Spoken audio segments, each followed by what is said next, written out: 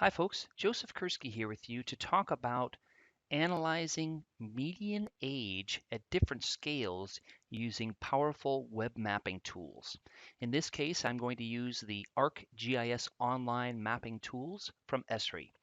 And I've got USA median age in 2012 by state. Now, not only do I see the colors here, I'm looking at patterns, right? That's what geography is all about, is looking at patterns, relationships, and trends. And even more importantly, to figure out why those patterns, relationships, trends may or may not exist spatially. So looking at space and time. So in this case, what factors raise, what factors decrease a median age at different scales? So for example, at the state level, lifestyle, perceptions, economics, climate, other things, history, right? They all influence the median age of a population at the state scale. So I can see that I've got a median age, the US average median age is 37. So basically the average of the medians.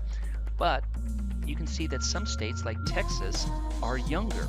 In Texas, it was 34 back in 2012, and I've got a nice histogram for each state. So for example, here, I could figure out what percentage of the total population of Texas is between 0 and 9, which is different from Maine, correct? Maine, the median age is older. It's got a bluish color. If I look at Maine, I see that the median age is 43. So it's 6 years above the US average. If I look at Alaska, I can see that Alaska is less than the US average, is 3 years under the US average. So again, pick apart, investigate, grapple with factors that pull up and pull down a median age, and also why it matters. Who cares about median age? What impact does median age have on services that are needed, schools, hospitals, recreational opportunities, the character of communities? What impact does it have at the state level? But also, as we zoom in, we can see that not all of a certain level of geography is created the same. So if we look at county level, in this case, I can see counties on the left side. So now you see that the pattern is quite varied in many places. Some places not as much. So Indiana, Ohio, we've got more counties that are toward the US average or more homogeneous with their surrounding counties, whereas you've got other counties, for example in South Dakota, where you've got a very young median age, 24 in Todd County, and I've taught there actually in the past on the Rosebud Indian Reservation. But the point is, folks, that there are certain factors that pull up. I talked about the Indian reservation. The Native American families there tend to be larger, pulling down the median age, whereas in the surrounding counties, you've got an older population. Why is that? And also the fact that not every family in Todd County is Native American. So we're talking about aggregates versus individuals, and that's a powerful thing to get across to students when you're teaching geography as well. So what patterns do you see here? You've got an older median age generally in the upper Midwest. You've got more toward the US average here in the eastern central part of the US, and you've got a bit older in the northeast, and then down in Florida you've got a little bit older as well. So you talk about retirement communities and immigration, and you also internal migration inside the U.S. what pulls up and pulls down a median age. University towns, for example, prisons, right? Lots of things pull down a median age.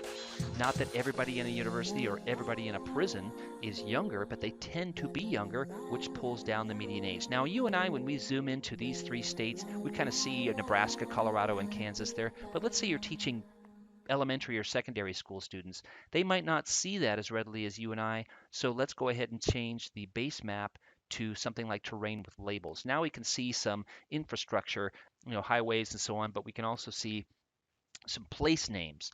So now I can see at the county level, I also have these histograms. So now I can see that, gosh, the median age for Rawlins County, Kansas is 52. Well, why is that? Rawlins County. Okay, let's change the base map to imagery with labels and zoom into the county and ask the students what's the predominant land use in that county. In order to be able to see that, we need to turn off or make it semi-transparent so we can use this slider bar. But we can see that it's largely agricultural. When those students graduate from high school, oftentimes they leave the communities and the rural areas and go to the University of Kansas, Rock Chalk, or University of Nebraska, go Cornhuskers, etc., they don't come back oftentimes, which leaves the parents behind and it tends to raise the median age. Now, there are many exceptions to that, of course, and that's what we can get into in our discussions. So the nice thing too is that as we use these tools, let's change the base map back to terrain with labels. As we pan around, we can look at different communities. So for example, Denver, it's got quite a varied median age. So I've got downtown Denver where I've got three campuses of the Auraria campus, University of Colorado at Denver, Community College at Denver, and Metropolitan State University. Down here at the University of Denver, that also pulls down the median age. And over in this neighborhood, we've got Regis University up here in the northwest part of Denver. So the point is that lots of things pull up and pull down the median age. University of Colorado at Boulder, etc. But surrounding Boulder is an older population. Fascinating to be able to look at these patterns. Let's go out to the county level. Some universities pull down the median age of a whole county. So for example, if we go out to, we're still looking at tracts. If we look at a whole county, we can see that the median age here in Albany County, Wyoming, where the University of Wyoming is, go Cowboys, pulls down the median age. Ditto for Fort Riley, Kansas, military base. Look at that. Most of the people in the county are in their 20s, military base, military communities, and their families. There are other things that pull up and pull down a median age. The point is that we've got all this data at our fingertips. Last couple of things I want to leave you with. Look, you've got median income. So what is the relationship between median age and median income? By sliding these bars around and pulling up the legend, you can compare these two. You can also put these maps side by side if you wish. So what's the relationship between different variables at different scales in different parts of the world is also fascinating. Now take a look at your own neighborhood. What is the median age? What's the median income? Is there a relationship? As people get older, does their income tend to rise or not rise? What about other variables that you might be interested in? Lifestyles. You can pull in the tapestry data into this data set.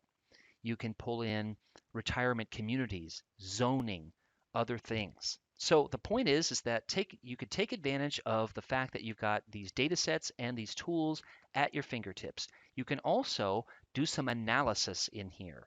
Spatial analysis with ArcGIS Online. So for example, please, ArcGIS Online, give me all of the counties that have a median age of at least 10 more than the US average or 10 under the US average. Ooh, and I want to see all the counties now that have a median income of at least 80,000 per year and the median age is above 60. Ooh, and then what is the resulting pattern? Those are the kinds of things that you can do here. Does median age have anything to do with proximity to ski areas? Or does the median income have anything to do with proximity to coast? Do people that live right along the coast, oftentimes in those expensive homes and expensive apartments, do they tend to be older? They tend to be younger. What's the relationship and patterns and trends that you see? So take a look at this median age and median income inside ArcGIS Online. Thanks.